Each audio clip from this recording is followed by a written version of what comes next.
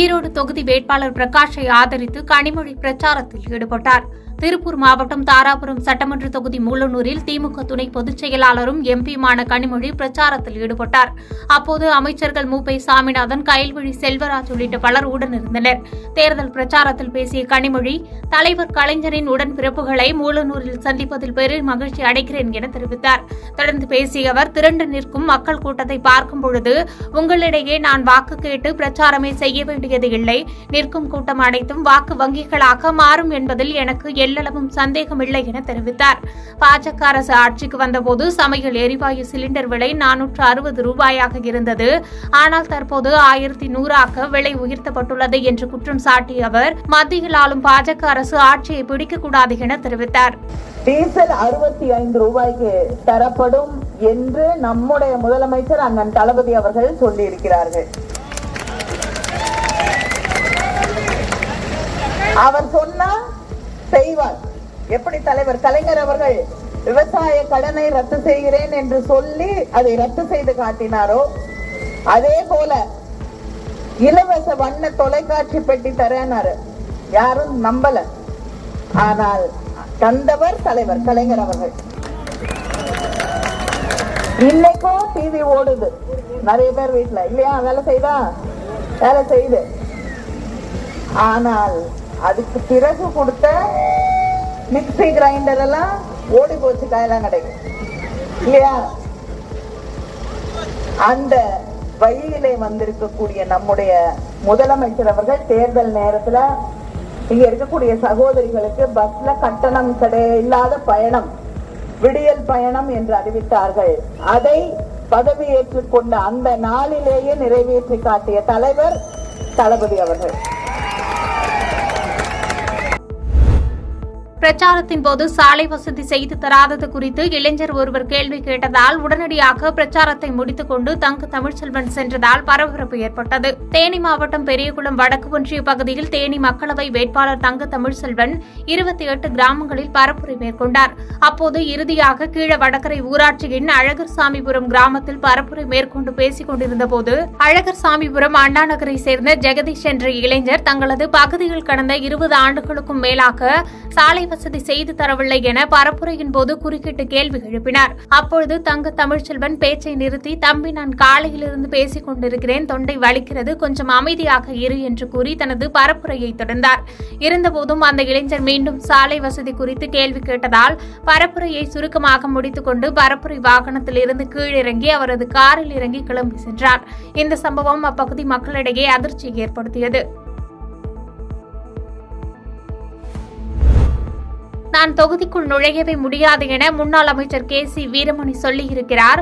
அவர் என் மேல் வழக்கு போடட்டும், நான் சந்திக்க தயார் என வேலூரில் பாஜக வேட்பாளர் AC சண்முகம் பரபரப்பாக பேசியுள்ளார். வேலூர் நாடாளுமன்ற தொகுதியில் பாஜக கூட்டணி சார்பில் போட்டியிடும் புதிய நீதி கட்சி தலைவர் AC சண்முகம் வேட்பாளர் அறிமுக கூட்டம் மற்றும் செயல் வீரர்கள் கூட்டம் வேலூர் மாநகருக்கு உட்பட்ட மாங்காய்மண்டி பகுதியில் நடைபெற்றது. இதில் பேசிய புதிய நீதி கட்சி தலைவரும் பாஜக வேட்பாளருமான AC சண்முகம், தமிழகத்தில் மிகப்பெரிய கூட்டணியாக தேசிய ஜனநாயக கூட்டணி உள்ளது.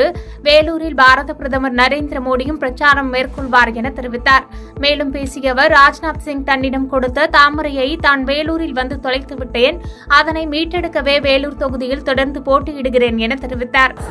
அவர் என் மீது வழக்கு தொடரட்டும், நான் அதை சந்திக்க தயாரா இருக்கிறேன். இதை விட என்ன எவிடன்ஸ் வேணும்? தாமரையில் நான் நிற்கும் போது வேலூரில் எனக்கும் ரெட்டையலுக்கும் போட்டி, அந்த போட்டியில் 1400 வாக்குகள் தான் வித்தியாசம். நான் அதில் அதிமுகலே நிற்கும் போது எனக்கு எவ்வளோ ஓட்டு வரணும்? 6000 ஓட்டு, 4500 குறைஞ்சி 6000 ஓட்டு மைனஸ் ஆயிருக்கு. நான் நேற்று சொன்ன மாதிரி வாணியம்பாடியில் எனக்கும் 14ஆம் ஆண்டு தேர்தலில் எனக்கும் ரெட்டையலுக்கும் 1800 வாக்குகள் தான் வித்தியாசம். நான் ரெட்டையிலே நிற்கும் போது எனக்கு எவ்வளோ ஓட்டு வந்திருக்கணும்? 23,000 ஓட்டு மைனஸ் ஆயிருக்குது. அதற்கு பின்னால் அவர் MLA வந்திருக்காரு, 6000 ஓட்டுல ஜெயிச்சிருக்காரு. அதே ரெட்டையில சின்னம் 30,000 ஓட்டு எங்க போயிருக்கு?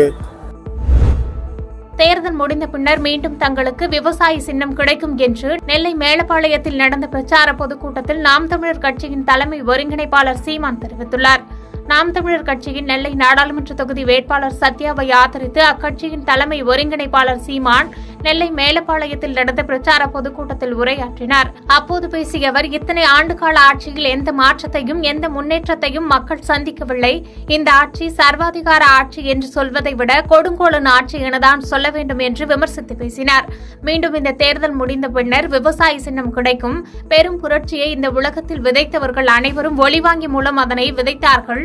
ஒரே நாளில் உலகில் அனைவரிடமும் எங்களது சின்னம் கொண்டு செல்லப்பட்டுள்ளது என தெரிவித்தார். மேலும் பேசிய அவர், திமுகவுக்கு வாக்களிக்காவிட்டால் பாஜக வந்துவிடும் என சொன்னார்கள். திமுகவுக்கு வாக்களித்தனர், பாஜக வந்துவிட்டது. தனக்கு வாக்களித்தால் தான் பாஜக வராது என தெரிவித்தார். கொடுமையான ஆட்சி போக்கு இருந்தது. அதை திமுக எதிர்க்கும், அதிமுக எதிர்க்கும் என்று நீங்கள் நம்புவது மாதிரி ஒரு வேடிக்கை வேற எதுவுமே கிடையாது. இந்த சின்னத்தை எடுத்துக்கிட்டாலும் வெறும் கையோட நின்னால் தனியா மாறும். இவர் ஒரு செங்கலை கட்டுறார். உண்மையிலேயே அந்த எய்ம்ஸ் மருத்துவமனைக்கு அடிக்கல் நாட்டப்பட்ட காலம் எது? காங்கிரஸ் ஆட்சி காலம். அவர்கள் ஆட்சியில் இருந்த காலத்திலே கட்டி முடித்திருக்கலாமே, கட்டல. யாரு மோடிக்கு முன்பு உட்கார்ந்து நன்றாக பல்லை காட்டியது என்று இவர் ஒரு படம் காட்டுறார், அவர் ஒரு படம் காட்டுறார். என்ன படம் காட்டி கொண்டிருக்கிறீர்கள்? நீங்கள் உங்கள் ஆட்சியில் செய்த சாதனையை, மக்களுக்கு கொண்டு வந்த நலத்திட்டங்களை எடுத்து சொல்லி வாக்கு கேட்க உங்களுக்கு துணிவு இருக்குதா? துணிவு இருந்தால் எதுக்கு கூட்டணி? துணிவு இருந்தால் கூட்டணி. ஒரு நேர்மையாளனுக்கு, ஒரு கொள்கையாளனுக்கு எதுக்கு கூட்டம்? எதுக்கு கூட்டணி? எங்களை போல தனிச்சு நிற்கிறது துணிவு இந்த தமிழ்நாட்டில் ஒரு கட்சிக்கு இருக்க. இப்ப என்ன ஆட்டம்? கடைசி வரைக்கும் எனக்கு சின்னம் தரல. ஏன்? பயம். வளர்ந்துருவான், வந்துருவான், பயம். 7 விழுக்காடு, 15-16 விழுக்காடு வந்துருவான் போல் இருக்க. நான் ஏன் சர்வே கிடையாது, அவங்க சர்வே தான். சிறுமியை குழந்தை திருமணம் முடித்து பாலியல் உறவில் ஈடுபட்ட இளைஞருக்கு 20 ஆண்டுகள் சிறை தண்டனை விதித்து தேனி போக்சோ சிறப்பு நீதிமன்றம் தீர்ப்பு வழங்கியுள்ளது. தேனி மாவட்டம் போடிப்புதூர் பகுதியைச் சேர்ந்தவர் கிருஷ்ணன். இவர் அதே பகுதியில் உள்ள 15 வயது சிறுமிக்கு திருமண ஆசை வார்த்தை கூறி குழந்தை திருமணம் முடித்துள்ளார். இதுகுறித்து சிறுமியின் பெற்றோர் கடந்த 2020ஆம் ஆண்டு போடி நகர் காவல் நிலையத்தில் கொடுத்த புகாரின் அடிப்படையில் காவல்துறையினர் சிறுமியை மீட்ட பின்னர் குழந்தை திருமண தடுப்பு சட்டம் மற்றும் போக்சோ சட்டத்தின் கீழ் கிருஷ்ணன் மீது வழக்கு பதிவு செய்தனர். இந்த வழக்கு விசாரணையானது தேனி மாவட்ட ஒருங்கிணைந்த நீதிமன்றத்தில் நடைபெற்று வந்த நிலையில் விசாரணை முடிவுற்று கிருஷ்ணன் குற்றவாளி என தீர்மானிக்கப்பட்டு குற்றவாளி கிருஷ்ணனுக்கு 10 ஆண்டுகள் சிறை தண்டனையும் 10,000 ரூபாய் அபராதம் மற்றும் அதை கட்ட தவறினால் மேலும் 1 ஆண்டு கடுங்காவல் சிறை தண்டனையும் விதித்ததோடு மேலும் குழந்தைகளை பாலியல் குற்றங்களில் இருந்து பாதுகாப்பு திருத்த சட்டம் அடிப்படையில் 20 ஆண்டுகள் கடுங்காவல் சிறை தண்டனை, 10,000 ரூபாய் அபராதம், அதை கட்ட தவறினால் மேலும் 1 வருட கடும் காவல் சிறை தண்டனையும், 2006 குழந்தை திருமண தடுப்பு சட்டம் 9 கீழ் 1 ஆண்டு கடுங்காவல் சிறை தண்டனை என 3 பிரிவின் கீழ் தண்டனை விதிக்கப்பட்டது. அதனைத் தொடர்ந்து குற்றவாளி கிருஷ்ணனை சிறையில் அடைக்க காவல்துறையினர் பாதுகாப்புடன் அழைத்து சென்றனர்.